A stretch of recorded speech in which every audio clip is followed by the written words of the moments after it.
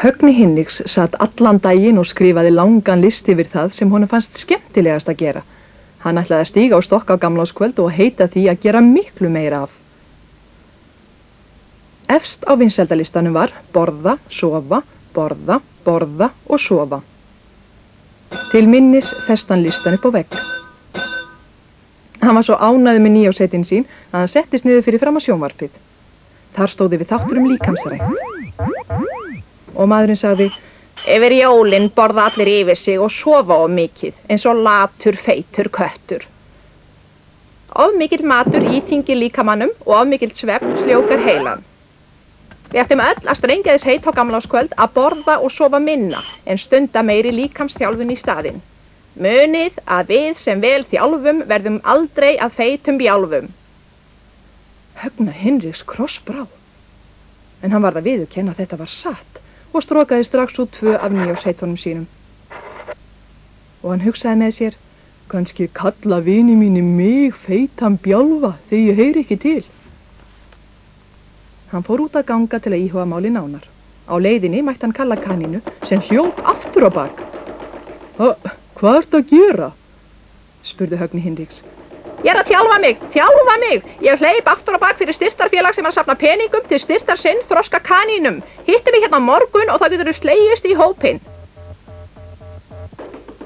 Að svo mæltu hélt Kalli kanína áfram að hlaupa aftur á bak eins hratt og hann gat.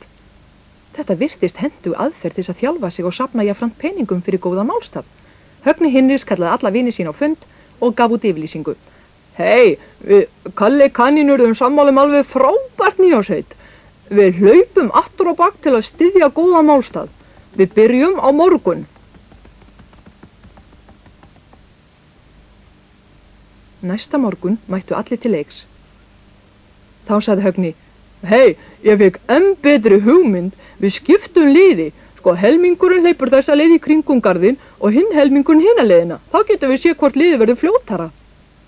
Nú var hlaupið enn meira spennandi. Þá sagði Högni Hinriks: 1, 2, 3, byrja! Og allir hlupu aftur á bak eins hratt og þeir gátu. Högni Hinriks sá brátt að Snjólfur Snígill dróst aftur úr. Þegar liðið kom að Litlubrún yfir tjörninni, sagði Högni Hinriks: Nú, bíðum við öll eftir Snjólfi Snigli. Lið Kalla kanínu var nú líka að koma að brúnni og þar sem allir hlupu aftur á bak sáu þeir ekki lið Högna Hinriks og því fór sem fór. Þetta var hörku árekstur þegar félagar hröpuðu beint á hausinn niður á ísilaða tjörnina. Til allrar óhamingju var bolabítur lögregluþjónn á eftirhitsferðum garðinn og sá til þeirra. Já, hérna, hvað gengur á? Sjáu þið kannski ekki skiltið? Sko, við erum ekki að synda, lögregluþjónn, við sko vorum að hlaupa aftur á bak. Trúlegt. Já, ég verðist að biðja ykkur að hlaupa með mér alveg niður á lögreglustöð. Til allrar hamingju fyrir þá var varðstjórinn einmitt önnum kafinn við líkamsrækt og sleppti þeim félögum því með áminningu. Högni Hinriks útbjó ríkulega máltíð og fór svo beint í rúmið, en gaf sér þó tíma áður til að bæta við listan sinn sofa og borða.